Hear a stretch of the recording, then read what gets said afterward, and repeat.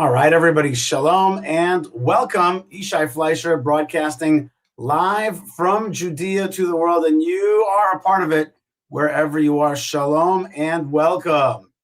Okay, as we start a show, the first thing we do is we're going to wait for a few minutes while everybody comes in. So we're going to greet the folks from all over the world. And the way you're going to help, the way you can help is by just sending your blessings from wherever you are. I'd love to hear from you. So let's start that. And we, of course, have a lot of breaking news, very hot issues that are happening right now. So let's find out what's going on. Let's do it together. There's a lot of important things. But first, your blessings and my blessings back to you. And first, Yes, we yo. fix your sound so you're in the microphone and not the room sound. Okay, good. There you go. There Yeah. you are. Thank you. There you go. Okay, we are in good sound. That's why we have a crack producer out there. All right, yo, thank you so much.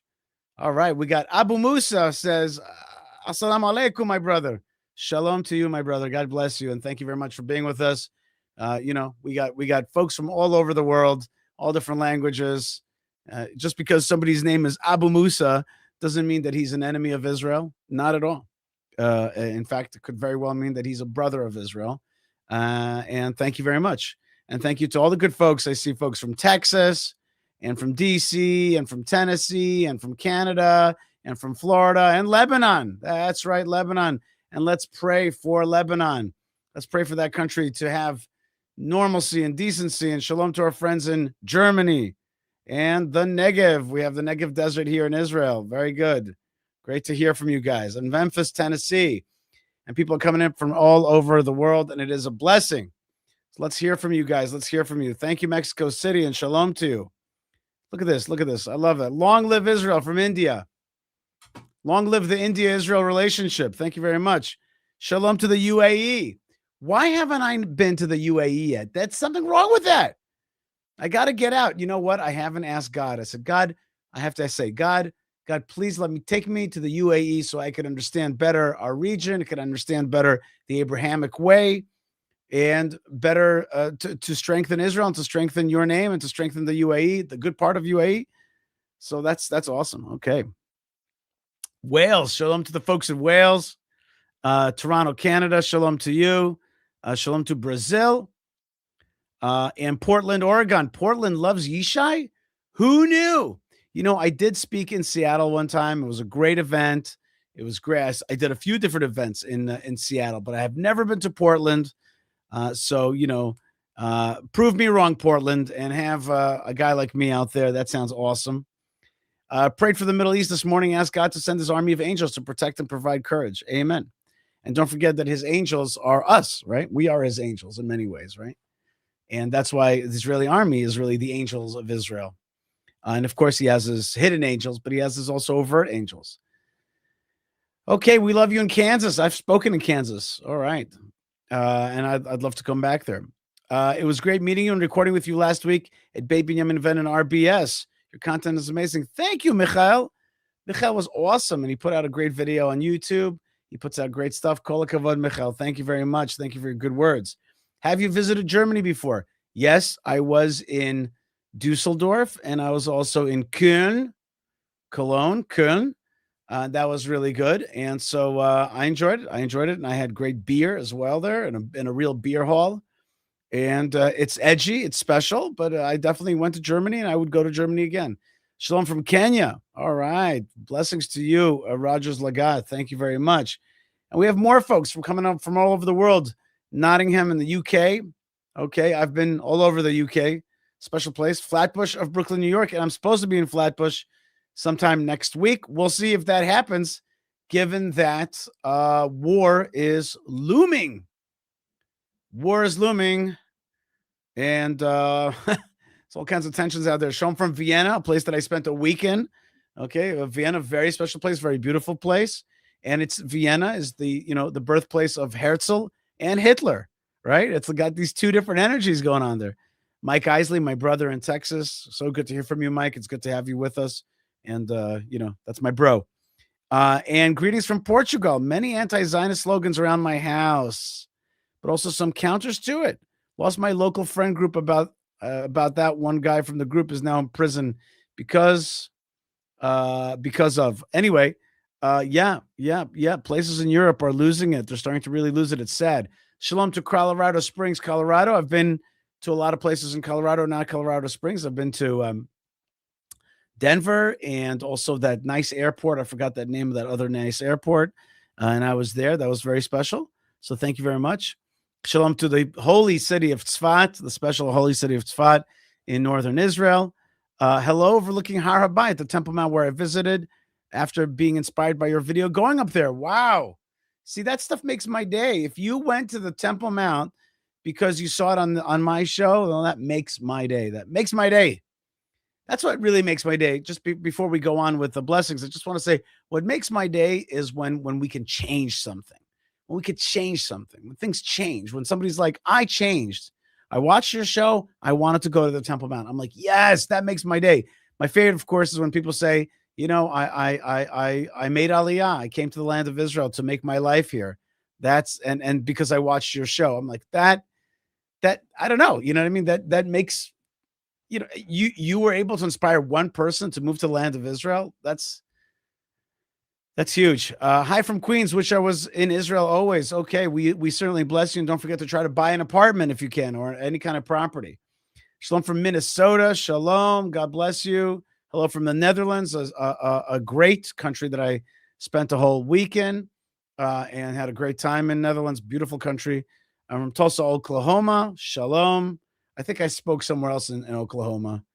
Anyway, blessings from France. Also spent a few days in France, of course, in beautiful Paris. Shalom from Cape Town, one of the strange places. Strangely, one of the places that the place is not strange. It's strange that I haven't been there, but I've not been to Cape Town. I've not been to South Africa. I am from British Ulster, Northern Ireland. God bless Israel. God bless you. And I know, thank you for your support. Thank you for your many, many years of standing strong with Israel. Okay, so we've got a lot of folks here coming in, and still people are coming in from all over the world. This technology is miraculous that we can speak to one another and go live and talk with one another from all over the world. It's just beautiful. And if we, it's messianic, it's biblical, it's miraculous, it's big. If I can talk to you right now from the Holy Land and send you blessings from the Holy Land, that's crazy.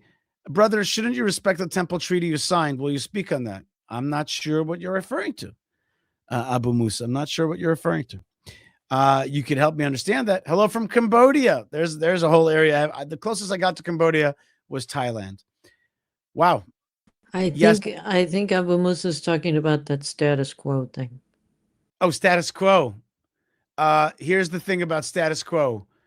My slogan on status quo is, we ain't no status quo. Okay. We ain't no status quo. I don't know anything about nobody signed any deals with anybody about the Temple Mount, but there is this so-called status quo.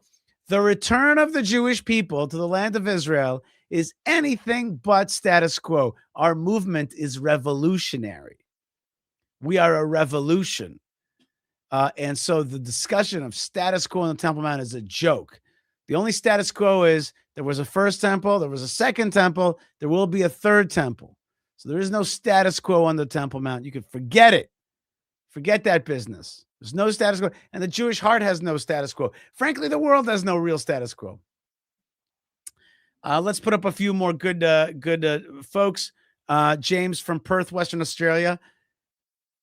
James, I have been to Perth. I have spoken in Perth. And look at James's question. Can you explain the name Hashem? Is there a particular meaning? Can we please post that video of God's names, which I made? I think that video, it's time for it to come up. The name Hashem, as somebody else writes, means the name, right? It means the name. That's just the way we say God's name. Is instead of saying God and throwing it around his actual name, we use the word the name. Hashemite, the name avoiding Hashem, not Hashemite. Wait, there was a nice hate. See, it's not just love around here, folks. It's not just love. There's also hate. And says Georgia Landsman, which I don't think is a real name, says, may May filthy fascist Israel. I'm not sure that we've got a full, English sentence there, but I think we understand the meaning. It writes, supposedly, Georgia Landsman, be obliterated along with every Zionist. You see, there are folks out there who hate Israel and want to see it destroyed, but we will not succumb to that. You see, it's just filthy. Usually people who call the Jewish people filthy are the ones who are filthy, and they are the ones that want to obliterate Zion. They shall be obliterated like a boomerang. All right, everybody. So let's get to some of the news in the region, and I'm gonna just tell you the news. Before I show you the news, I'm going to tell you the news. The news is it's a tinder box out here. And these ceasefires are like moments away from breaking. And I'm supposed to fly out this week. The chances of me flying out, I think, are 50-50, okay? Because there is definitely a very unstable atmosphere here in the Straits of Hormuz, in the rhetoric that we hear from President Trump, in what's happening in Lebanon, with Gaza, with the terrorists in Judea and Samaria, with the Yemenite, with the Houthis. There is a tension in the air. There's no doubt about it. I'm certain of it. Now, let me spell it out to you through the advent of the news. But what I'm telling you is it's shaky ground out here. Shaky ground. It's like we're just a hair's breadth away from some kind of explosion. I don't put any stock at all into this business of ceasefires. The ceasefires are momentary pauses in the war, and that's the atmosphere around here, that we're getting back to war really soon. And that's my sense.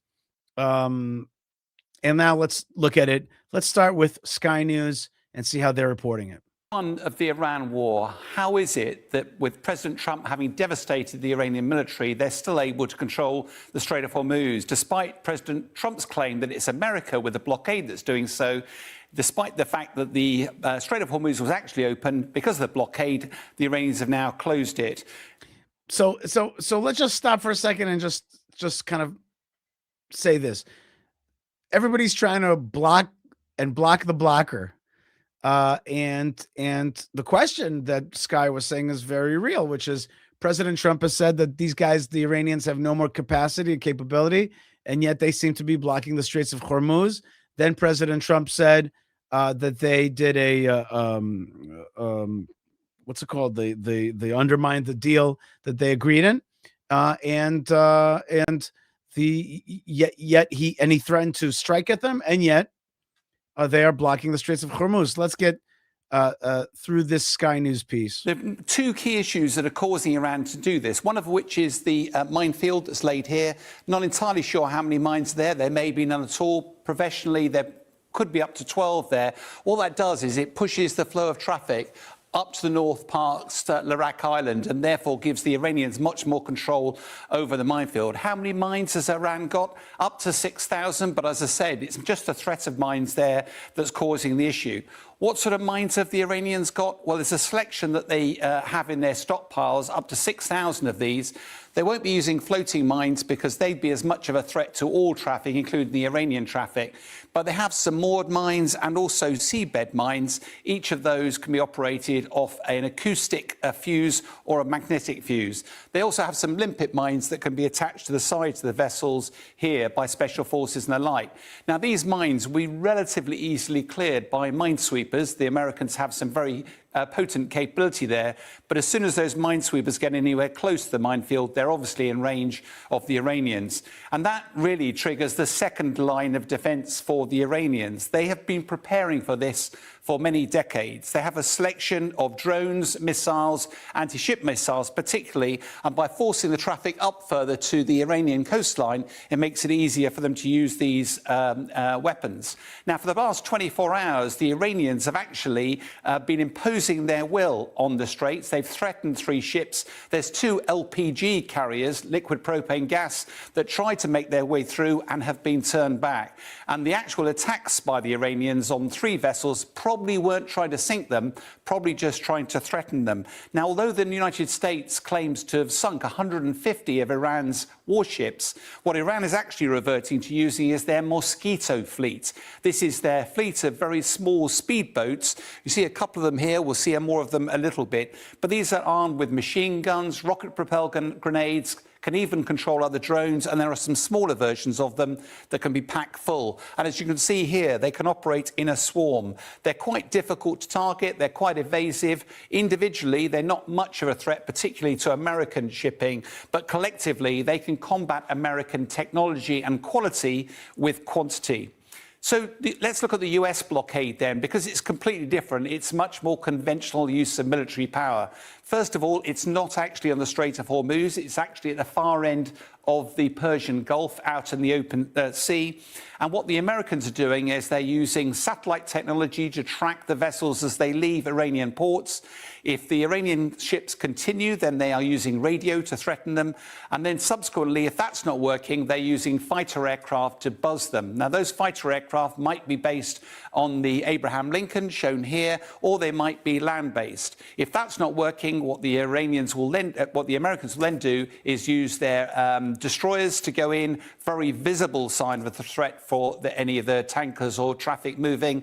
And if these don't work, they've got helicopters that can land on the deck and potentially board or seize the vessels, all of which is the focus on Iranian ships leaving the Iranian ports. The challenge there is many of those are moving Chinese goods. There's an arms for oil deal between China and Iran. Just imagine the friction, the potential escalation if an American warship starts to assault a Chinese ship. But time is the real issue here. The ceasefire is due to end on Tuesday evening. At the moment, the Straits of Hormuz is still closed. Time available to find a peace deal is fast running out.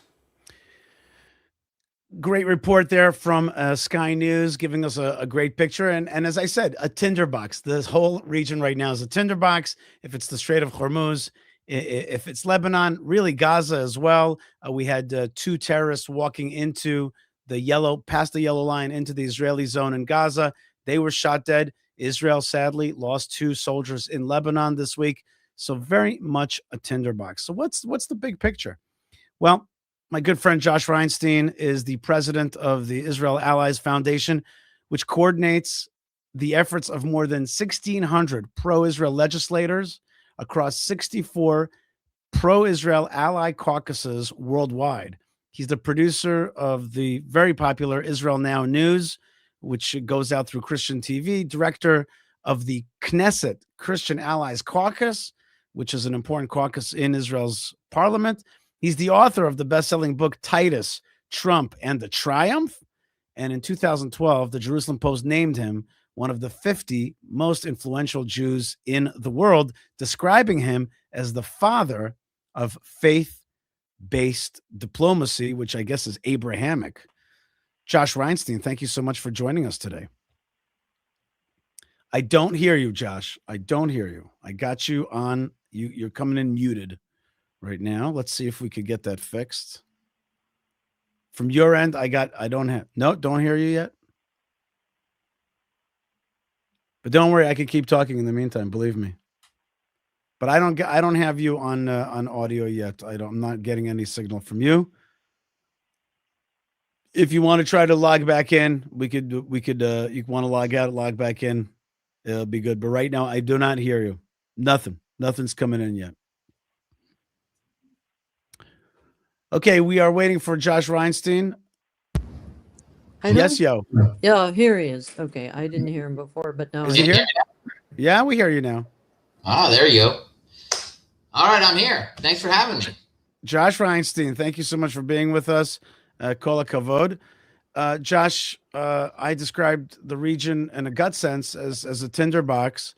There's just a lot of there's words that are being thrown around, words that sound like deals, peace deals, ceasefires, and yet there's nothing but gearing up for action, for tension, for kinetic war. How do you see the situation? Well, I think the situation is well in hand. I don't think it's as sporadic and as crazy as people see it themselves. I know that President Trump and Prime Minister Netanyahu work hand in glove. There's no daylight between them, and all the reports of them getting on each other's nerves, or Trump's making Bibi do this or Bibi's making Trump do that. They're all not nonsense. There's a plan. This isn't just shooting from the hip. And I think the plan's going well. I think that we've seen the complete destruction of the Iranian military, their economy, and also their leadership. And we're going into the endgame phase, which I believe will result in regime change. Okay, but Sky News just made a good question. They were like, "Listen, you're saying that there's no more Iranian military, but in fact, they're still blocking the Straits of Hormuz. They still have mines. They still have these Zodiacs that they're sending into the ocean to block shipping. So it's not like they're totally done." I disagree. I think that from the video that you showed on Sky News, you see these are like little small motorboats that are coming in. And I don't think that's a match for aircraft carriers or destroyers. I think they're easily taken care of. I think they've already understood that there's this threat of mines. No one really knows if there's mines or if it's just a threat, but they're taking it seriously. They started putting underwater drones in the strait. And I believe that what they've done is actually really smart. They've shut down Iran, and their economy is over. And as long as they keep that pressure up, then there's no money to pay salaries to the RIJC, to the military, and slowly things will start falling apart. And so I don't see this as a long-term threat. This is something that is a matter of weeks away, not even months. And to look at Iran, which was seen as the scariest state sponsor of terror in the region, they seem to be a paper tiger. There's not really much they can do. We had 5 weeks of just pounding them over and over, tens of thousands of rockets on their military infrastructure. And now once you shut off the electricity by bombing the power centers, which is what the big threat is, they'll be in the plague of darkness and they can't really operate there. They won't have internet and electricity. How long can a country last like that? Plus you have a very upset population that has no food and water. They're being stuck in their homes for weeks on time, no internet. They're going to rise up and go out to the streets too. So I think everything's moving in our direction. And I don't see this as a long-term threat. We had a huge threat from Iran, the nuclear threat, then we had the ballistic threat, and a lot of that has been taken care of already. So I think that it's looking like, you can't really believe what you're hearing in the news. You can't really believe what Trump's saying because he's not going to show what his plan really is. But you got to believe that President Trump and Prime Minister Netanyahu have a plan, and they're prepared for this. Speaking of President Trump, there's definitely a sense that President Trump uses tactical ambiguity when he speaks. It's like I've told people, just stop listening. It's like he's just trying to trick the bad guys and make everybody confused and keep them on their tippy toes. Like, don't worry about the language, but watch the hands. Watch the hands. Watch where actually forces are moving. For example, he was talking about peace deals, but he was moving in tons of armament into the Middle East. So it was like, forget the language, just watch what's happening. So first thing is that right? Is that a technique? You're 100% right. The language is meant to confuse, to bring people in disarray. Look, this isn't even a ceasefire. The truth is, it's a strategic pause. And the reason that he'd had to do a strategic pause is for 3 reasons, actually. One, he wanted to make sure that, I don't know if your viewers know this, but a U.S. president after 60 days of war needs congressional approval. If you do a ceasefire, then that clock starts again. So once they go back to it, it's day one, and they don't need more than 60 days to finish this off. So he needed to do that in case he wanted to put boots on the ground. Number 2, he wanted to boost the stock market and bring down the price of oil. Check. He did that very well. The stock market's at all-time highs, and oil now is about $85 a barrel, and it was like 115 before. So he wanted to calm the markets. And 3, our fighter pilots, both the American and Israeli, were going every day 24/7 for 5 weeks. They need rest. They need to have mechanics check out those planes. They need to re-up the munitions. So he needed this pause to happen. And so we're seeing it. But all the talk, the idea that Iran's just going to be like, okay, you can have all of our nuclear weapons, we're not going to fund terror, and we're not going to have ballistic missile program anymore, which is what he says is what's happening, is I think is just misinformation done specifically for that. And he's done that in the past many times as well.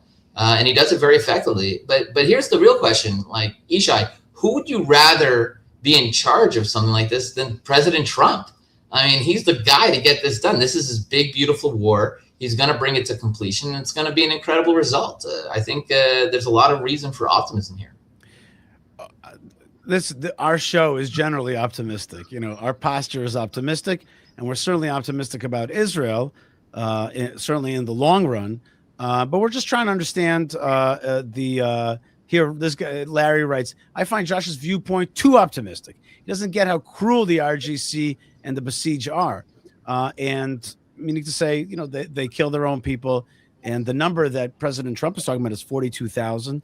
And they're cruel. They're ready to be cruel to even themselves. I mean, they're ready to do who knows what, right? Well, he's absolutely right about them being cruel, and they're also jihadis. I think people don't realize that they're willing to die. In fact, they prefer to. They get the 72 virgins. They believe in death rather than life, but that's not going to save them. I think that they're going to get a swift death because they killed 42,000 people. That means everyone in Iran has lost someone. Friend, a son, a brother, a father.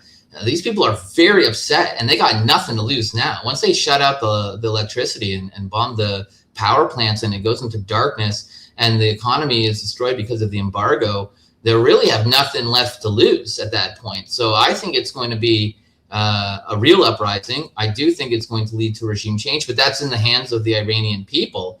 But even if I'm optimistic and I'm looking at it from a great perspective, at this point, let's say it just stops now, the damage that they've incurred is decades and decades of having to rebuild, and this country has spent all their money on weapons and terror proxies, and they're all near collapse. So it's been 47 years of investing in something, and it's all almost gone. So I just think that it's going in the right direction, and it's looking really good.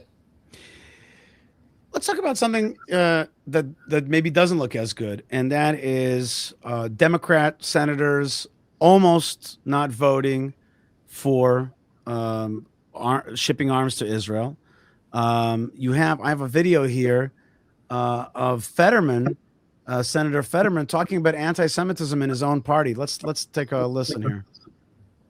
The left of your party, do you think that your party, I'll just amend my statement, do you think your party has a problem with anti-Semitism? Sure, definitely. I mean, the guy that's going to win the primary in Maine has a Nazi tattoo on his chest, and that's no problem for a lot of voters. So I don't know why that's crazy. And now, I mean, we know he knew what that was. I mean, if you're back over 12, 13 years cheering about the death of Israeli soldiers, I mean, you clearly have a serious issue, and the left has a serious issue with anti-Semitism, and they're just palling around someone like Hassan Piker, the guy that absolutely, I mean, he absolutely is proud to cheer for Hamas, loves Hamas.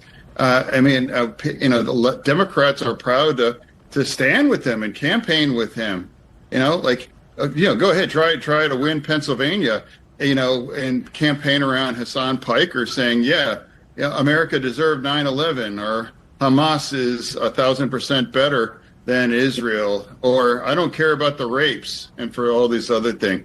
I mean, we have a serious problem with my party. So if I have to be the last man standing in the Democratic Party, I'm proud to stand with Israel. So there's Fetterman, right? That's here's a man standing up for Israel, but he's saying my party has become anti-Semitic. On the other hand, I want to show you another set of videos, very short, and that is Javier Milei in country right now in Israel. Here he comes to the Western Wall today.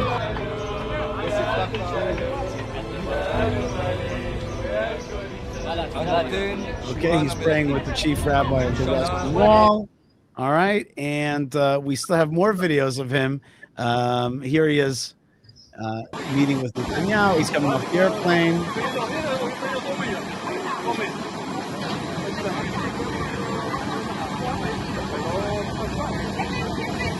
All right, there he is on the airplane coming off. He's coming to Israel, and finally, this is the video that really put a smile on my face here. Check this out. This is my, Chaver. You know what that means? It means friend. Friend. Yeah, yes, a good friend. Yes. Yeah? You are my dear friend. And thank you for the kind words you said. And you shall hear what I have to say about you. First to my office. Please give us one of my you. But today, another one? Another one? Yes. Please. Good. Right. And action. Yeah. Good to see you. Really good. It's wonderful for me. Warms my heart. Please. All right, so we have the leader of Argentina proudly being pro-Israel, proudly getting the message out, and then you have Fetterman being like, "Yeah, we're losing the Democratic Party. I'm the last man standing here." So, as the quote-unquote father of faith-based diplomacy, Josh Reinstein, what's our situation globally? What's Israel's situation globally? Up or down? Okay, you're very bullish on the war with Iran. What about our global standing? So I think that let's start with the Democratic Party. There's two problems with the Democratic Party when it comes to Israel. Number one is the takeover of Democratic Party by the progressive movement. The progressive movement is inherently anti-Semitic by definition. When they talk about the 1%, that we have to stop the 1%, it's their code for Jews. The lawyers, the doctors, the apartment owners, they see the 1% as Jewish people, and that's who they need to fight. And you have Jewish people in the movement like Bernie Sanders and George Soros, but that's pretty much the last generation of Jews that are going to be able to join. It's going to get more and more anti-Semitic, and they've taken over the base of the Republican Party. Of the Democratic Party. At the same time, the base of the Republican Party is run by Bible-believing Christians, and they've become more supportive of Israel. The positions of the Republican Party has never been this pro-Israel. In fact, just yesterday or today, Tennessee banned the use of the words West Bank. In Tennessee, you have to use Judea and Samaria, the biblical name. So as the progressive movement have taken over the Democratic Party, the Christian Bible-believing part of the Republican Party has taken over the Republican Party and moved them to the right. So there's a big divergence, and this causes the second problem with the Democratic Party. They don't really have policies on a lot of issues, except for they hate Donald Trump. Anything Donald Trump's for, they're against. We have the Congressional Israelist Caucus in Washington, D.C., and two of the co-chairs are Democrat, and one of them, Brad Sherman, said that he hopes that Donald Trump doesn't come out in favor of Mother's Day, because then he has to be against Mother's Day. So you have, first of all, the takeover of the Democratic Party by the progressive movement, but then this whole Trump derangement syndrome that makes anything he does terrible. And so what does he do? He loves Israel. He defends Israel. His base is for Israel. So that's what's happening in America with the Democrats and Republicans. Now, around the world, you can also see how this comes into play through faith-based diplomacy. When you're a man of faith or a woman of faith, and you're in politics in a country, you're pro-Israel. Malay is a deep man of faith. That's why he loves Israel. Okay, the same is for all the leaders. If you look at the embassies in Jerusalem, except for Kosovo, all of the embassies, all 8 that were moved, were because of Christians getting involved with the political process and demanding their government do it because they think it's biblically correct. They believe being biblically correct is more important than politically correct. But also the leaders that move away from faith, the more progressive leaders like Macron or Carney in Canada, or that terrible fool in Australia, they've become incredibly anti-Israel, and to the point where they recognize the Palestinian state. They are against people who are against anti-Semitism. Even they call people who are against anti-Semitism as radicals, and the people who are for anti-Semitism, they're okay because they're moving away from faith. So faith is really the canary in the coal mine. If you have faith, if you believe in the Bible, you're going to stand with Israel. And if you don't, then you're not. And those two things, everyone looks at how the left and the progressive movement have moved so far away from Israel, but they don't realize that the right and the conservative have gone so far pro-Israel. Whereas in the 90s, you pretty much had both parties were pro-Israel, but they both stood for the same thing. Oslo Accords, land for peace, negotiations and things like that. Now there's a huge divergence to the point where one side is what we would call the right in Israel, and the other side is what we would call, peace now or the extreme left in Israel. That is an interesting situation. Is it healthier than like the way you described it in the 90s, where like America was pro-Israel, but their pro-Israel was kind of center-ish, right? Which one do you prefer? Which situation? Well, it really depends who's the president of the United States. Now that Donald Trump's president of the United States, I prefer it this way for sure, because we have ironclad support for everything that we want to do to defend Israel, to stand up for our rights in Judea and Samaria, our rights for Jerusalem as the capital. Look at what Donald Trump has done in the first year and a half of his presidency. He's done things that no one thought was even possible. He defunded UNRWA. He sanctioned ICC. He cracked down anti-Semitism on campuses. He's expanded our influence around the world. Israel today is a superpower because of it. Everyone sees the planes with Israeli flags and the Star of David and the American flags flying side by side. We're one of the most powerful countries on the planet. But at the same time, when Biden was president, it was not a good scenario because they were cutting off our weapons and we weren't allowed to defend ourselves. And so it really depends on who's the president. Long term, it's something that's scary, because you can get to the point where you have a president of America, which is really what counts, that's very anti-Israel and an enemy of Israel. You get a Mamdani, like the mayor of New York, as president. Short term, it's very amazing. Who would ever thought we would have this type of support? We never saw something like this before. So the key is that we have to become more independent as a state and take what we can get when we have the good times. And diversify as well, right? Let me say independence. Part of it, independence is also the ability, for example, to build your own arms.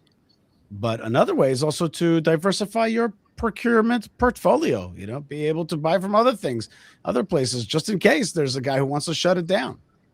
Yeah, no, I don't think we can be dependent on anyone. I think we need to be able to produce all of our own arms. I think that we have the capacity to do that. I think it was a huge mistake, those deals that we made with America. And the reason we made those deals, which everyone says we're getting so much money from America, I don't think people understand that we're losing so much money from those deals. The $3.9 billion we get from America is money we have to spend in America, and we can't sell our own weapons without their permission. We can't produce our own weapons without their permission.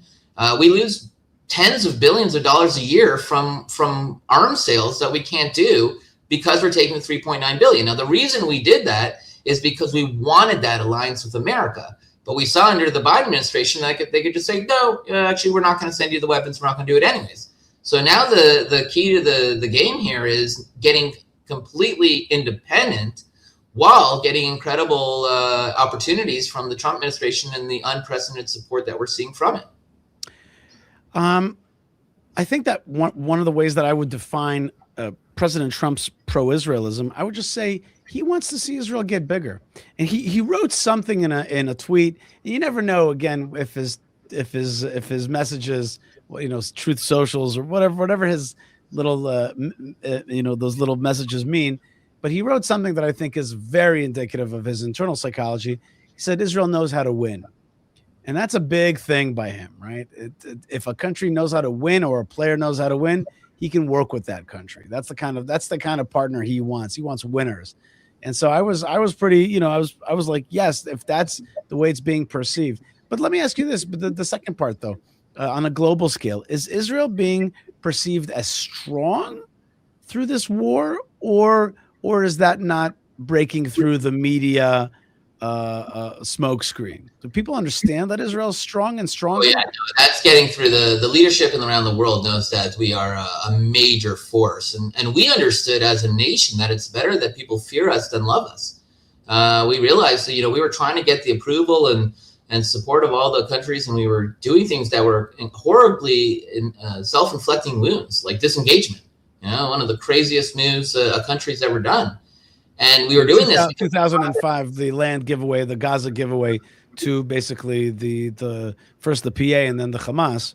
We gave it away, and we're like, peace in our time. And then they started sending rockets our way for over a decade. And so we thought that would bring peace because they would say, oh, look what Israel's willing to do to bring peace. What great guys. But it didn't. People don't dislike us even more. So we realized that wasn't a good strategy. And after October 7th, we had no choice. We had to defend ourselves. And we've given incredibly vicious strikes to our enemies. I don't think anyone thought that we'd be in this position 2.5 years after October 7th. With Syria is not even a country. Gaza is completely destroyed.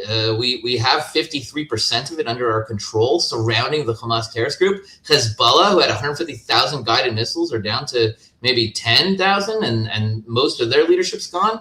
Iran, that would you never think that Israel would have the audacity to strike Iran, pounding them day in, day out. I mean, one after another, all of our enemies fell.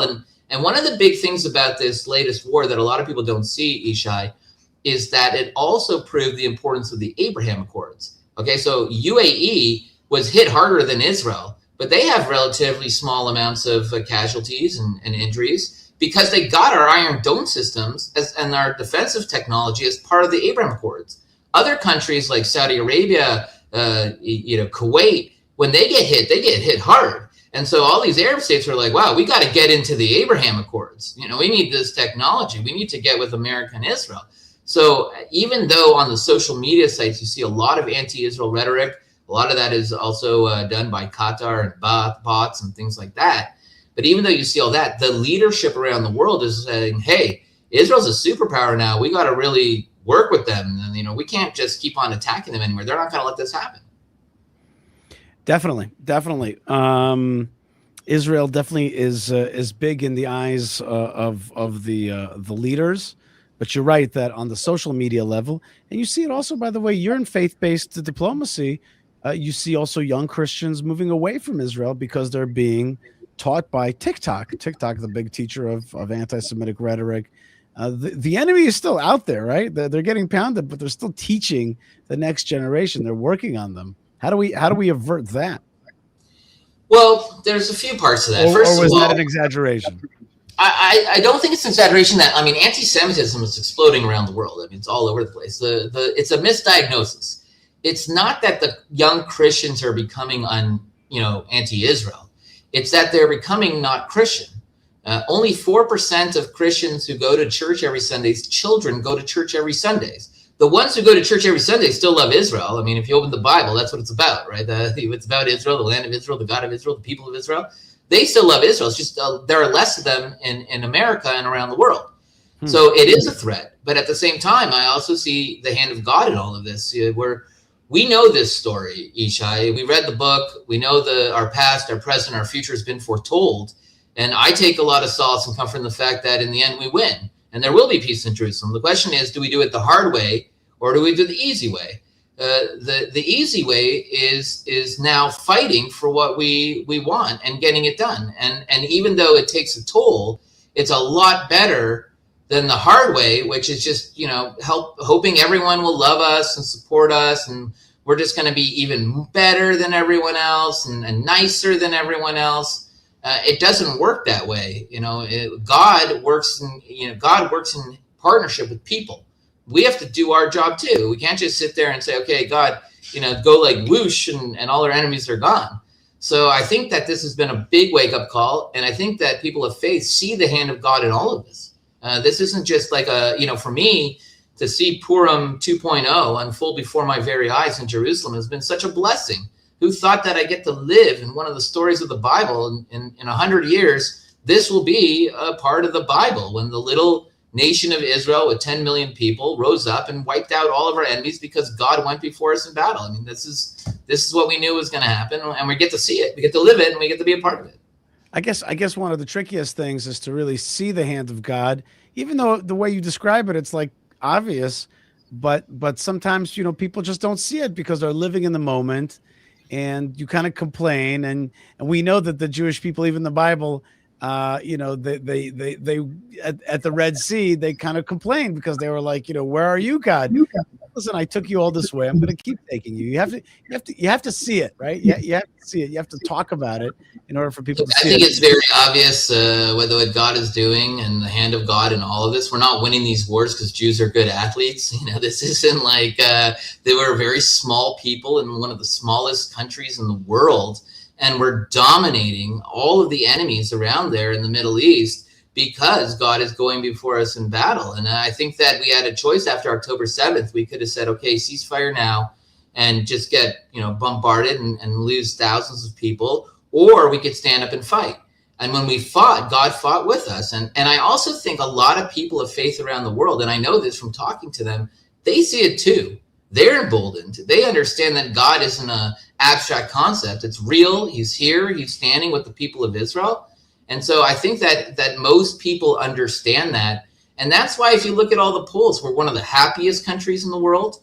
Our children are the most Zionist. They're more religious than their parents.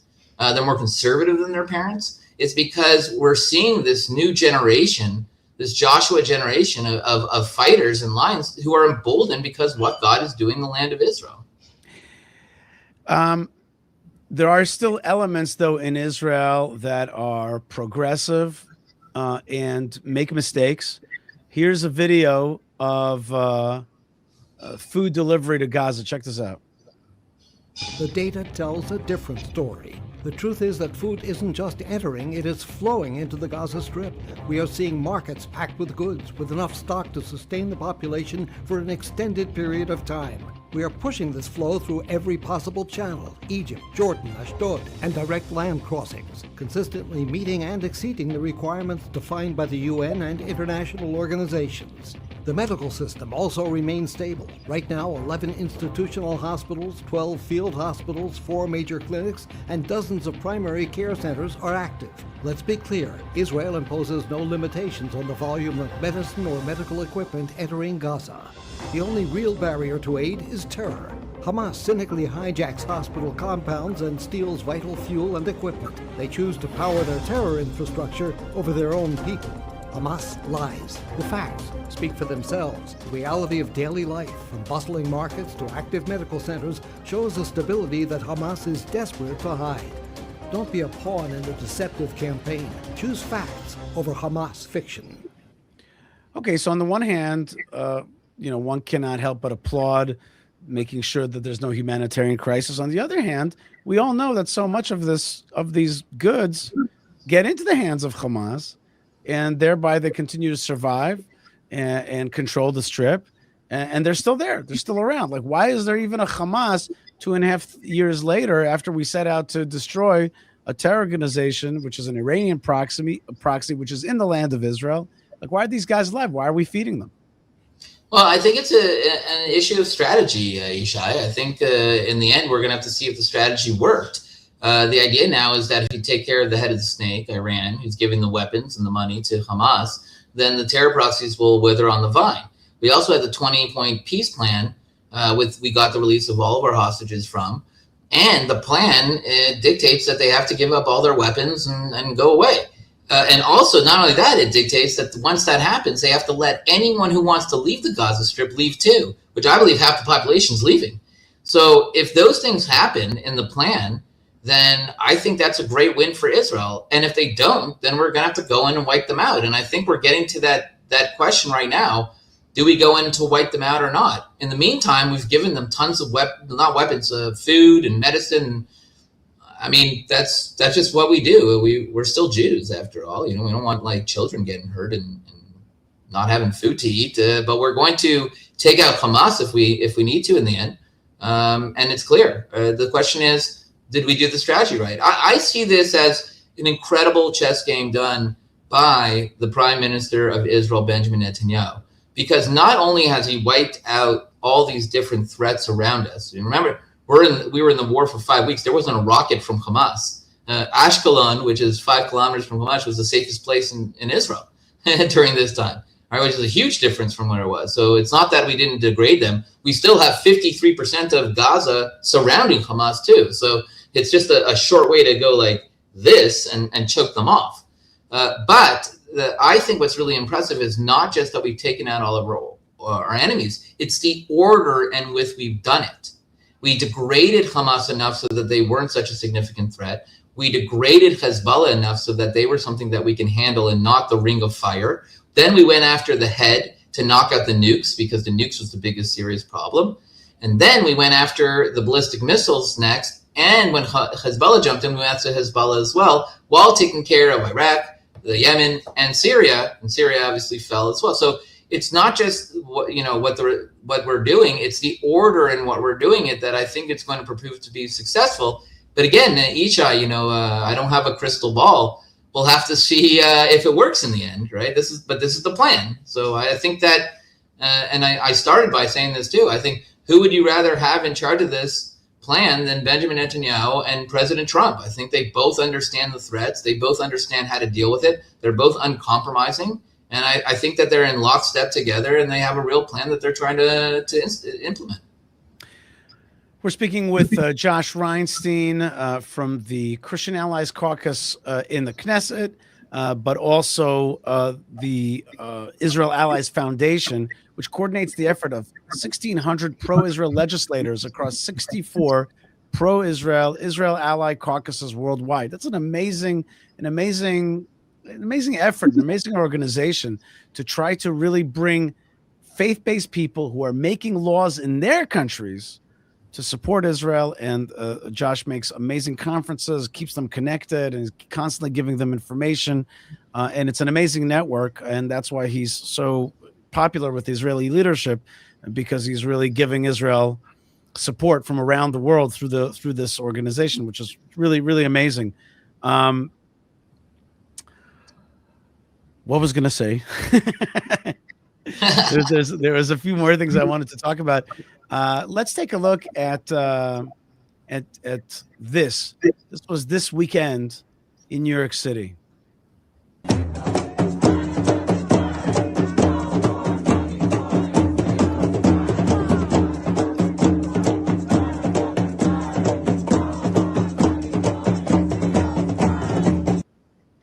Globalize the intifada.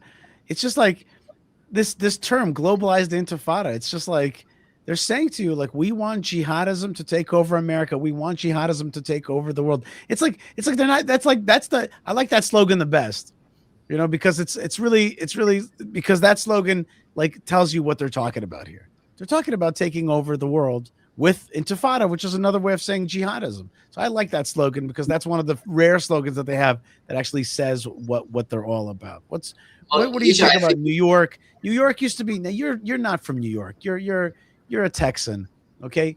But I when I was a kid, I was moved to the New Jersey and New York area, and I learned about the power of New York. New York Jewry is the bastion of American Jewry. And now it's living under a Mamdani, right? New York living under. Well, we've had some bad mayors in New York, but nobody who was a jihadi 12er Shiite, who was like, jogging running in the Gaza marathon that he helped create. It's like, this is a bad dude. This is a really bad dude, and he's the head of the city of New York. What does that say about America? What does that say about New York Jewry? What does that say about the future? Well, I think, first of all, if you look at these protests, as they're called pro-Palestinian protests, but they have nothing to do with the Palestinian people or the well-being of them. They're anti-Israel protests. But what's shocking about all of them to me is that every single one, wherever it is in the world, New York, Sydney, Australia, London, England, they all say, in New York, they say, death to America. All the time, the whole thing, there's a flag, death to America. That's what they're saying. They're saying death to Australia. Death to the UK, death to England in London. So I think that what's really shocking about all this, because hating Jews is an old pastime. It's been around for a very, very long time. And it's something that's scary. It's like a wildfire. It's like a virus. But the fact that it doesn't bother the countries that, they're saying death to America in New York City, just when September 11th was in 2001, that's 25 years ago, right? And they're chanting death to America in the streets. I mean, I grew up in Dallas, Texas. That would never have happened in Dallas, Texas. That would have been like immediate, like terrible fight all over. And people would have gotten out of their cars to fight that. The fact that just can go on all over the world is really shocking. Now, when you take New York specifically and the rise of anti-Semitism, look, I believe that this is a call to Jewish people to come to Israel. I think that the Jewish people need to make Aliyah and move to Israel. I think that, there are people like me who did it because they were Zionists and they were pro-Israel and they wanted to serve in the army and things of that effect. But there are a lot of Jews out there that, they're going to come not because of choice, but running. But they're going to come to Israel. And I think that a lot of people, I see this in Toronto, Canada, where I lived for 9 years. I think 45% of Jews are considering moving to Israel. And I think that people are going to do that. Now, the real question, though, is not just how this pertains to Jews, but how does it pertain to these countries? Because in the end, the goal isn't to just destroy Israel or to hate Jews. We're the canary in the coal mine, right? Whatever happens to the Jews happens to everyone else. 6 million Jews died in the Holocaust, but 120 million people died in World War II because that's how it started, right? The same thing's there. What's going to happen to these countries where they have significant parts of the population yelling death to those countries that they live in? I mean, that's a scary thought. It is. It is definitely a scary thought. And you are seeing the degradation of Western civilization. You are definitely seeing an erosion of it. Definitely, bulwark states like Britain, Canada, Australia. They're like France. These are countries that I can't even think certainly Jews aren't safe there anymore. But your own narrative isn't safe anymore. Your history isn't safe anymore. And you have within you these tremendous haters of your own country. Plus, you're not even matching the birth rate for replacement, right? There's no replacement birth rate in these countries. So it's kind of scary. Like, where does Israel look to? Is it fair for a person to start considering, is there another empire that we look to partner up with? Or is it time for Israel to think we've got to be our own civilizational empire? This is the time has come. How do we look at a world where this Western thing, which we leaned on for so long, seems to be faltering? Well, I think there's a huge shift in alliances. We're seeing that, all that rhetoric they hear from President Trump about NATO. It's not just bluster. They wouldn't let him use their airspace, those European countries that they've given trillions to for their defense. And what a crazy move. Spain. I forgot to mention Spain. Yeah. I didn't mention Spain. But what a crazy move that these countries that rely on America to defend them won't let America use their airspace. I mean, if that's not self-defeating, I don't know what is. But I think that this is a time where we need to become more independent as a nation. I do believe that Israel has become a superpower. I mean, the transformation from Israel when I made Aliyah in 1999 to today is shocking. Israel's more America than America. I used to go and bring garbage bags from Costco to Israel because they couldn't make a garbage bag in Israel that didn't break every time I took it out of the garbage. I used to pay $13 a minute with these tokens called asimonim and payphones to call my dad in Canada. And now we have everything. We're the high-tech nation. We have all the things. There's nothing I don't really need outside of Israel. And we're getting stronger. And our shekel, look at the shekel. The shekel is less than 3 to the dollar because everyone sees it. Everyone's pouring money into Israel. Everyone's saying, how do I get money into Israel? What's with that? Some of us work in American donations. Like, the dollar is under 3. What's going on with that? But it's because everyone sees what's happening in Israel. Our stock market's at an all-time high. Our shekel's at an all-time high while we're at war with Iran.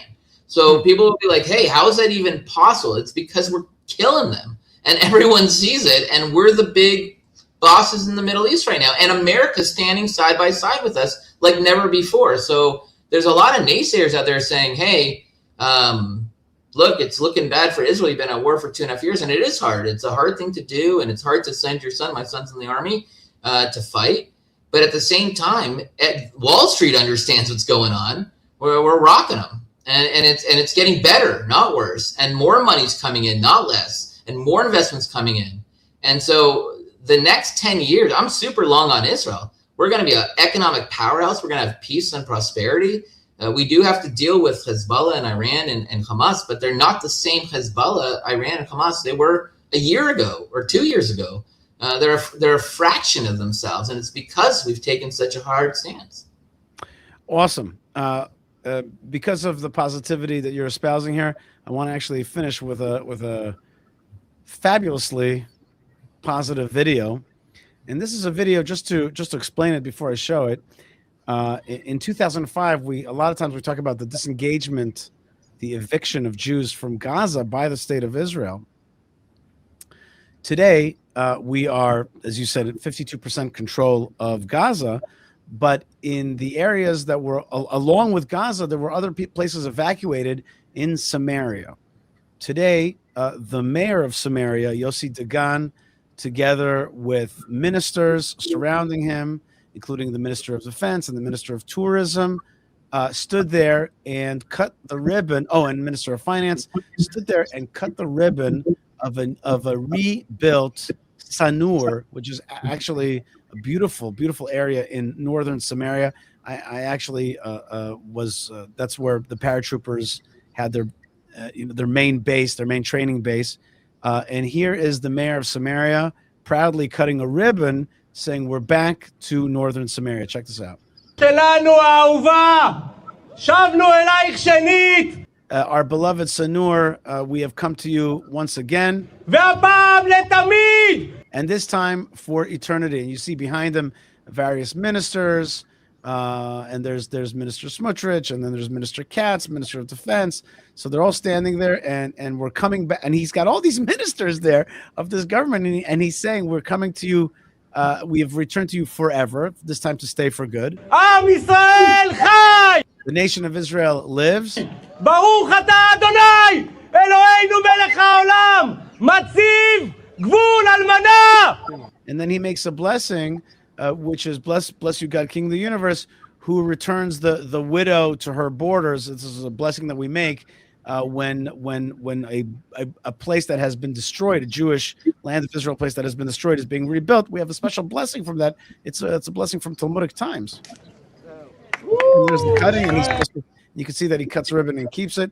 It's an amazing video if people understand what they're looking at. It's an amazing video of return and also rectifying the mistakes of the Oslo Accords and the 2005 disengagement. Are we gonna see, Josh Reinstein? Are we gonna see really the full rectification of the Oslo Accords, where Jewish people are going to be in control of the heartland of the Holy Land, the heartland called Judea and Samaria? Like, are we going to see this? Is this government going to be able to start removing some of those red signs that say Jews don't go, Israelis don't go here, it's dangerous, this belongs to the Palestinian Authority in the heartland of Israel? We're going to see the disbandment of the Palestinian Authority. Are we going to get to that? I believe so. I think that if we don't do it in the next 3 years, as Donald Trump's term, then it's very unlikely it's going to happen in the next 30. So this is really our shot to try to bring sovereignty in Samaria. But just you have to look at where we are today. You know, a lot of people say, oh, it must be so hard for Israel, and we've been at war for so long, and you know, there's so many hardships. But the truth is that we're an ancient people. We're a people that, you know, are from the time of Moses and King David and Queen Esther and some of the heroes that a lot of people revere. And then for 2,000 years, we were exiled, and we prayed 3 times a day in the direction of Jerusalem that, God willing, one day in our lifetime, we get to see Jerusalem again. All right. And we live in that generation. This is the greatest revival, the greatest success story of a people in the history of the world. My grandfather was in Auschwitz. I mean, we went from Auschwitz to our debating, are we going to have sovereignty in Judea and Samaria instead of, just Jerusalem and all the rest of Israel, and talking about how big our victory is going to be against the Nazis of our time, Iran. We went to gas chambers like sheep, and now we get to fight with our own army, our own government, our own weapons. It's such an incredible time to be Jewish and living in Israel and seeing these things.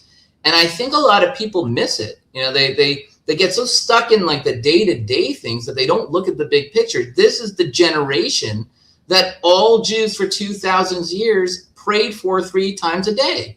It's really an incredible miracle of God.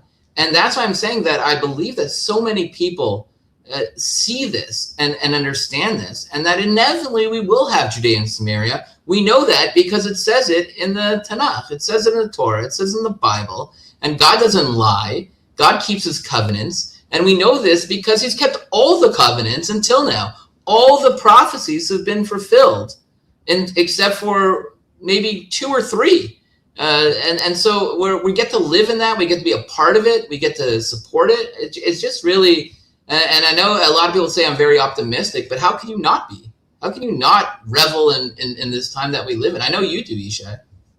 Oh yes, absolutely, absolutely. And it's fun to have you on the show to kind of even push it even more and more positivity. And of course, we have to be positive. It is a great time.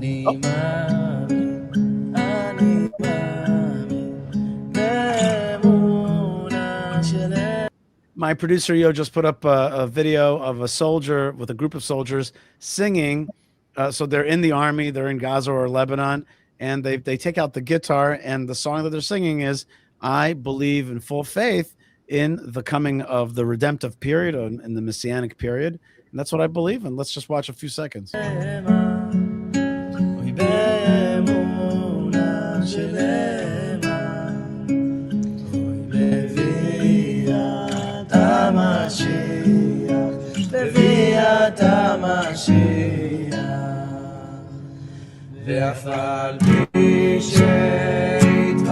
And though he may tarry, this messianic period may tarry, like I'm still gonna have full faith, and I'm not gonna become bitter.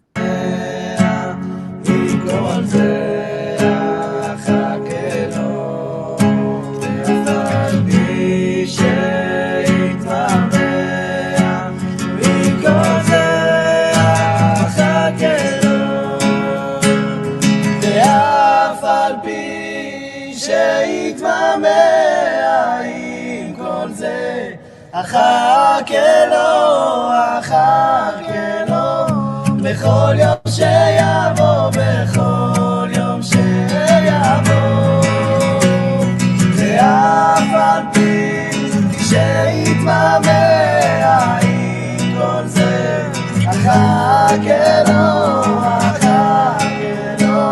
בכל יום שיבוא, בכל יום שיבוא.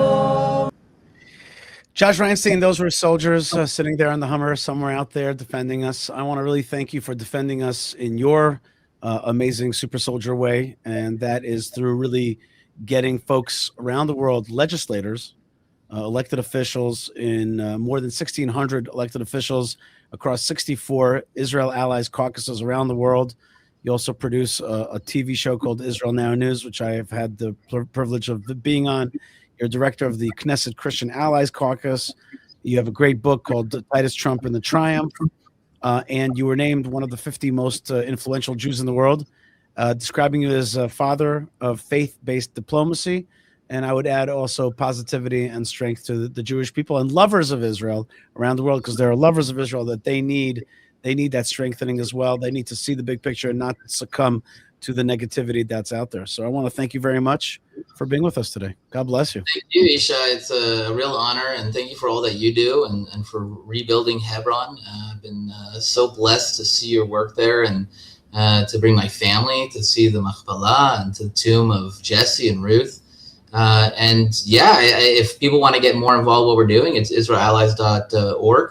Israelallies.org. That's a beautiful website, israelallies.org. That's Check us out and see what we're doing, and we can use all the help we can get. And thank you for all you're doing.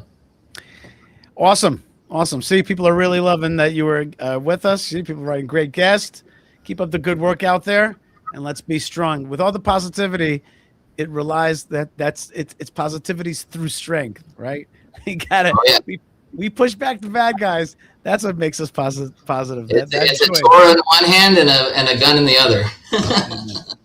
Josh Reinstein, thanks so much for being with us. Toda rabah. Thank you. All right, folks, israelallies.org. You could visit there. Thank you to our producer, Yo, for helping us out. All right, let's talk a little bit more about what's going on. Let's listen to one of our favorite news reporters out there, and that is Trey Yingst from Fox, as he gives us a rundown on what's going on in the situation with Iran, with Hormuz Straits. What's going on over there? What's it really looking like? And I think, as I told you before, that we're on the verge of yet another kind of explosion here, and I'm wondering if I'm flying out this week. That's my big question. It becomes personal. Am I flying out this week? Let's take a look. Thank you very much. I'm glad that you enjoyed that. That was uplifting even to myself. It was great stuff. Let's take a look at what Trey Yingst, how he analyzes the situation, and we'll give our analysis as well. Reportedly holding a situation room meeting yesterday with top officials as he weighs whether or not to extend the ceasefire with Iran, which ends Tuesday night. Chief Foreign Correspondent Trey Yingst joins us now from Israel with the latest. Trey, good morning. Yeah, hey guys, good morning. The ceasefire between the United States and Iran is set to expire in just 72 hours. And already the Iranians are testing the agreement. Over the weekend, two vessels that were trying to pass through the Strait of Hormuz reported gunfire toward their ships. Other vessels were able to pass, but the Iranians say the strait is closed once again and in their control.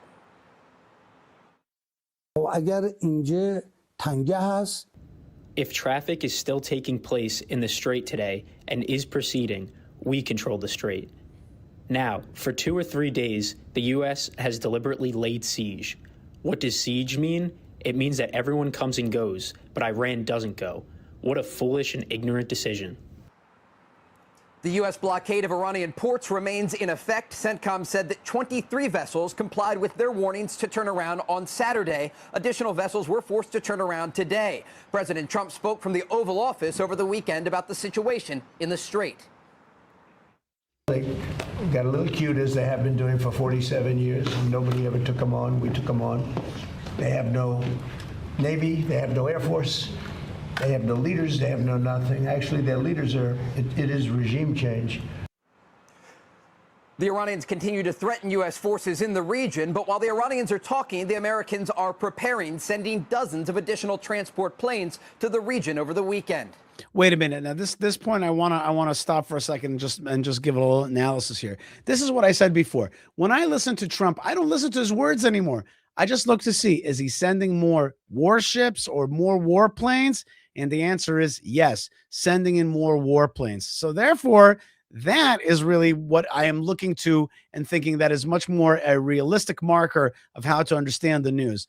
He's sending in more troops, more arms, more planes, more guns. Okay, then that's what we're heading towards. By the way, I just want to stop here for a second and thank Ed Small here, who became a YouTube member. And here on the show, you could like, comment, subscribe. Please do it now. Please do it now. Like, subscribe, comment. It makes a big difference because we serve God Almighty, but we have also something to contend with, which is the algorithm. And it's important that people join right now. Yes, Yo. Well, we forgot to mention super chats because we're thinking about content. Right. I was just about to do it. I was just about to talk super chats. Indeed, I was just about to remind people, hey, super chat's a great way for me to read your comments. And especially if you're super chat now towards the end of the show, which is just in a few more minutes, I will definitely read out all your comments. Super chatting makes a big difference for us. Supporting what we do is awesome. Thank you very much, Bong James, Bong 00. Okay, 00 Bong James, who says he loves the show. Thank you very much. And I do ask and appreciate your super chats. It's a great way to support what we do. Let's get back to the news here and see what we were. What I want to get back to the news. I just wanted to make the point, which is this was the most important point. I want to hear that again, which is that yes, U.S. sends dozens of flight transports to the Middle East ahead of ceasefire deadline, or basically ahead of restarting the war. Okay. The Iranians continue to threaten U.S. forces in the region, but while the Iranians are talking, the Americans are preparing, sending dozens of additional transport planes to the region over the weekend. The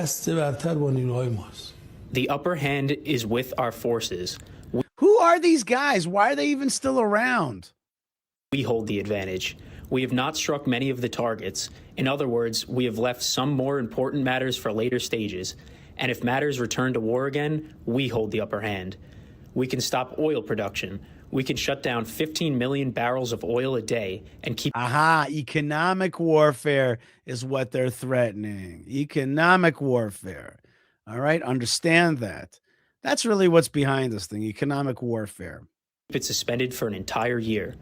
We did not want to create major disruption in the world, so we showed patience and acted with restraint. The reality is the United States has the upper hand, the most powerful military in the world that is preparing if negotiations fail. Guys?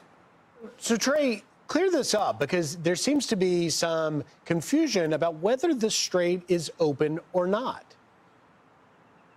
I have to admit that I myself get confused. It's like open, closed. Who's blocking who? I block you. No, I block you. Which one is it?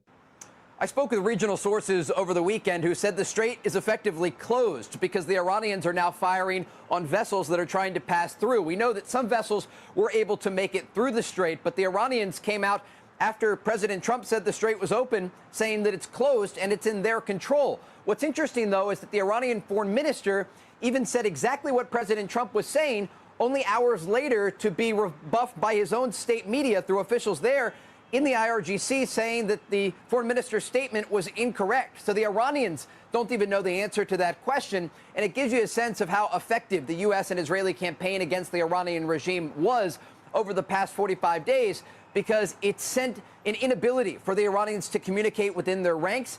And also there are clear disagreements between not only the foreign minister, but also the speaker of Iran's parliament and top IRGC officials about what to do with the Strait of Hormuz. Guys? Trey, so the Iranian regime is saying, well, we've got the upper hand and we can just shut off oil for, up to a year if we want, and that'll hurt you, but it actually hurts China, right? The most? Yeah, it hurts China and other countries. The United States relies very little on the oil that is passing through the Strait of Hormuz, just a few percentage points when you look at the spreadsheet for American usage of this oil. Some European countries, the number is 20 or 30%. But as it relates to the Iranians, what they are describing here is actually a situation that is hurting their economy, not the U.S. economy, because the Iranians use Karg Island for 90% of their crude oil processing. The Strait of Hormuz is a critical waterway to export their oil. So the U.S. blockade of Iranian ports was described to me today as strategic excellence by President Trump, understanding that this is choking off the main ability for the Iranian economy to function. Let's just look at this picture for a second. You see, first thing you see, the when it says USS, all these, I guess, what you're saying is the naval vessels that the United States has in the region. That is a lot of firepower. That is a lot of firepower. And my guess is that you're going to see that firepower activated once again to really control the Straits of Hormuz and to take control of Iranian oil. That is going to be the next stage.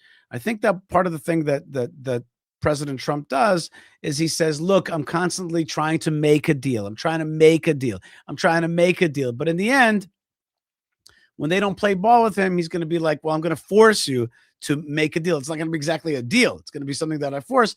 And that deal is going to be that the United States has control and does not allow exactly the very threat that we heard that general say previously, which is we have a way to threaten global oil. We can shut it down and play global economic warfare. So that is what I think is going to start happening in 3 days. And again, I'm supposed to fly out, and I've already been delayed. I was supposed to fly out. The war broke out. Before that, I was supposed to fly out. I broke my toe trying to liberate a piece of property in Hebron. And so now I'm supposed to fly out and speak in the United States, but we'll see if that happens. In any case, what we're seeing is here are the ships that are on ready alert in active engagement here in the Middle East. And so while the Iranians make many of these statements publicly, privately, they are very worried about what is taking place. And again, they don't hold the cards at the negotiating table or on the battlefield. And it gives President Trump a variety of options if the Iranians are unwilling to move the needle. Remember, just over the weekend, it looked like there was some progress being made toward a second round of direct talks between the United States and Iran. Now the Iranians are saying they're going to keep the Strait of Hormuz closed. They are saying they're not willing to give up their highly enriched uranium. And they say they are prepared to return to war with the United States. They're trying to call President Trump's bluff. And as we have seen in the past, the president is not bluffing. He is very serious about the situation with Iran. And there are two options for the Iranians. Either they make a good faith deal and give up their enriched uranium, or it will be taken from them. Okay, so that's a very important point, which is, once again, the Iranians are calling the bluff, or they think they're calling the bluff of President Trump.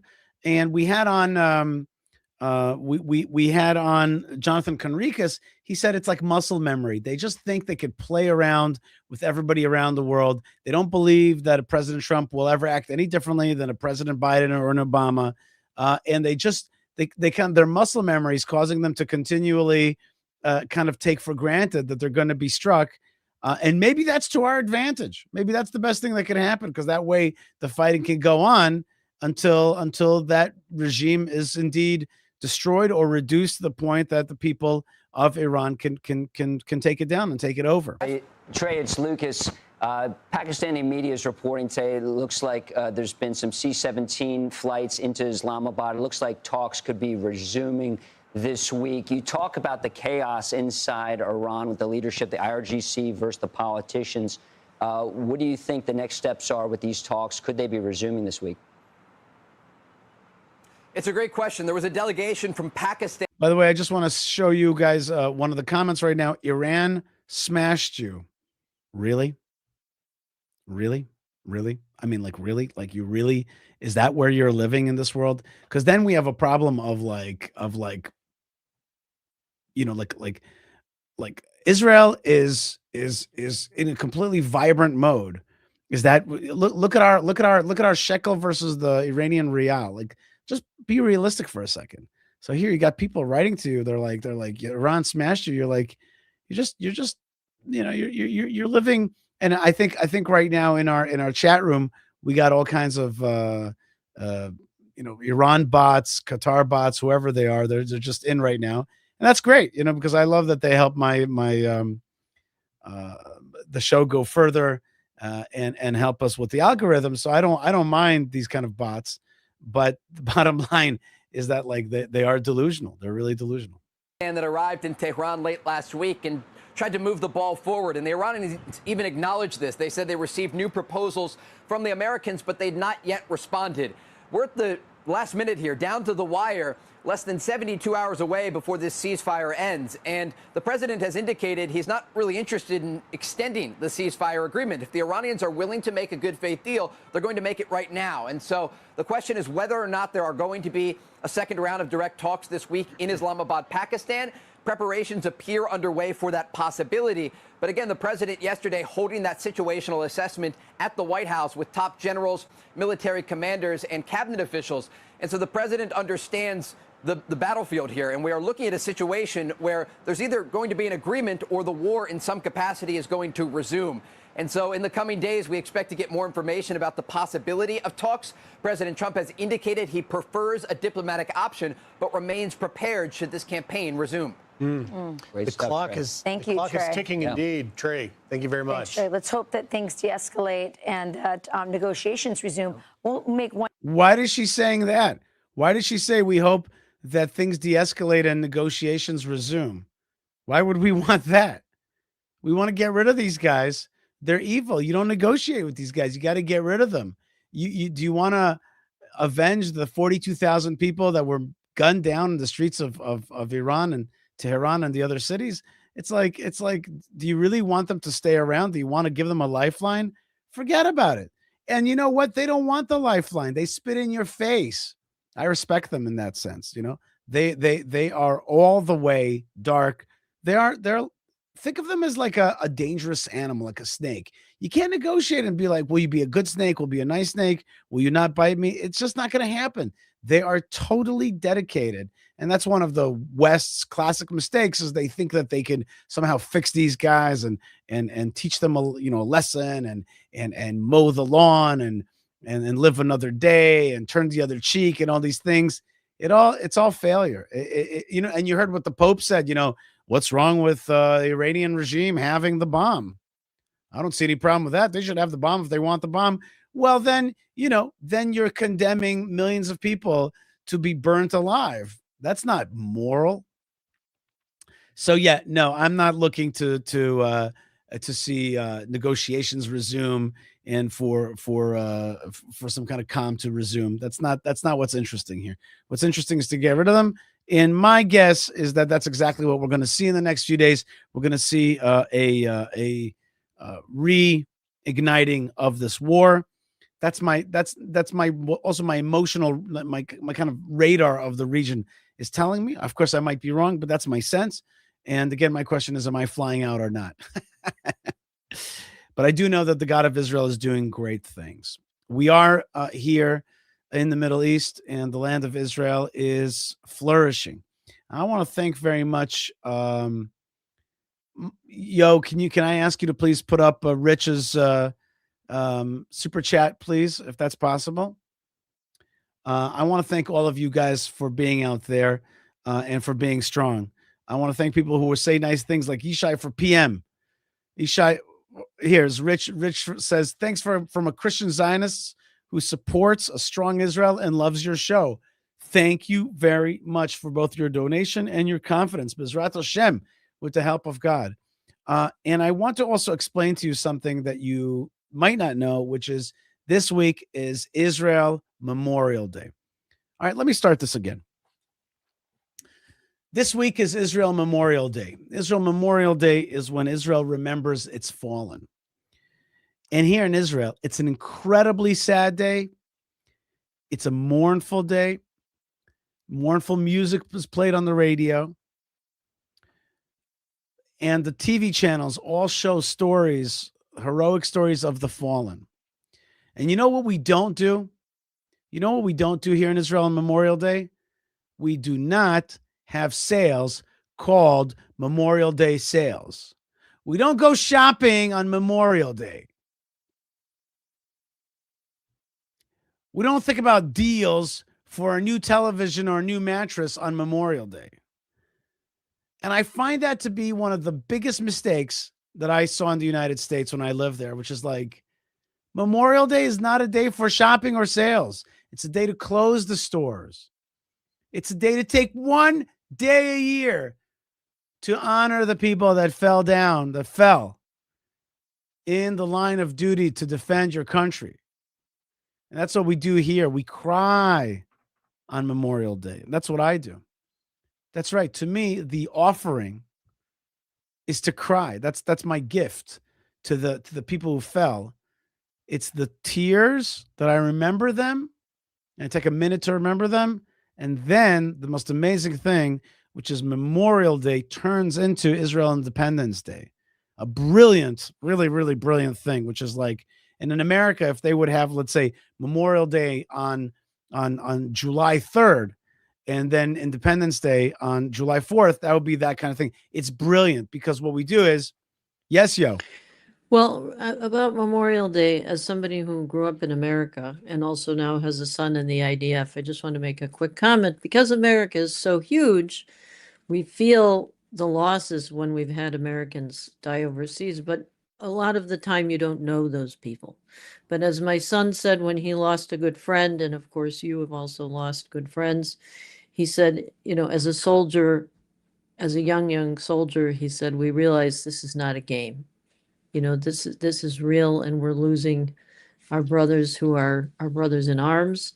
And it's just a lot different when you have a small country where everybody's involved, and all of our friends in the chat and the people following the show hopefully will be able to join hands with us to be a part of it in a personal way. I agree with you, but I'll say to you differently. Like when America does a great job of telling its story. If you watch History Channel or Discovery Channel or C-SPAN, and here they do a bad job of telling the story of the fallen. They can, and they do. They know how to tell a great. They know how to make it touch. It's the country that invented Hollywood, and so it could be done. Just I don't know 99.9% of the fallen people here in Israel, but I feel it, and it's something to be taught. It's something to be taught. It's not something that happens automatically. It's not automatic. Memorial Day hurts. It's not a fun day. It's a sad day, and it hurts for 24 hours. It hurts. It's just like Yom Kippur in that sense. It's like a day of pain. It's a non-biblical type of Yom Kippur. It's a day of tears. It's a day of mourning. And that's healthy for a society. It's healthy for a society. Society needs that. It needs that. So that's Israel Memorial Day. That's coming up. And then Israel Independence Day. That's coming up this week. And this year, very special Independence Day. I could feel it in my gut as well. There's a big feeling here underneath. Let's watch just a few minutes of ILTV just to give you a sense of the fallen that we had this week in Israel. Despite the ceasefire between Israel and Hezbollah announced by President Trump on Thursday night, 2 IDF soldiers were killed this weekend and about a dozen wounded in 2 separate incidents in South Lebanon. The fallen were named as Reserve Sergeant First Class Lidor Parat, 31, who served in the Hiram Regional Brigade. Parat was killed and 9 others were wounded, including one seriously after being hit by an explosive device in South Lebanon on Saturday. In another incident, Reserve's Warrant Officer Barak Kalfon, 48, from Adi, was killed while conducting a search of a building in the South Lebanese village of Jeban, when an explosive device there detonated. The blast killed Kalfon and wounded 3 other soldiers. May their memories be a blessing. But even with those incidents, the U.S. brokered 10-day ceasefire between Israel and Hezbollah has largely been holding, with no rockets fired from Lebanon across the border since midnight Thursday. Lebanon's army accused Israel of breaking the ceasefire with limited shelling in several villages. There's been no immediate response from the IDF. Posting the announcement of the ceasefire, President Trump raised some eyebrows here in Israel when he announced that Israel is banned from targeting Lebanon. Trump wrote, "The U.S. will separately work with Lebanon and deal with the Hezbollah situation in an appropriate manner. Israel will not be bombing Lebanon any longer. They are prohibited from doing so by the U.S. Enough is enough." Now, President Trump called the ceasefire a potentially historic moment and said he will, at an unspecified date, host Prime Minister Benjamin Netanyahu and Lebanese President Joseph Aoun at the White House for talks aimed at a permanent peace agreement. Here again, I am not a big believer in everything that we heard here. I think simply put is that they want to separate Hezbollah and Lebanon, and they want to make it. I think the Trump administration wants to, and the Netanyahu administration wants to make it look like Hezbollah is a foreign entity in Lebanon, and that we're going to fight Hezbollah and not fight Lebanon. That's what I think is going to happen. I think the war in Lebanon is going to continue, and just today, this was what was announced, which is the new yellow line. Take a look at this image. This, I guess, red area is the yellow line, or the new defensive line. The lower line is the current border. This new security belt that also controls, I heard, 55 Arab villages or Lebanese villages, is now going to be in control. And I have to tell you that I myself served in Lebanon when it looked something like this in the 90s. So we're back to that. The question is, this is a bigger security buffer zone than was back then.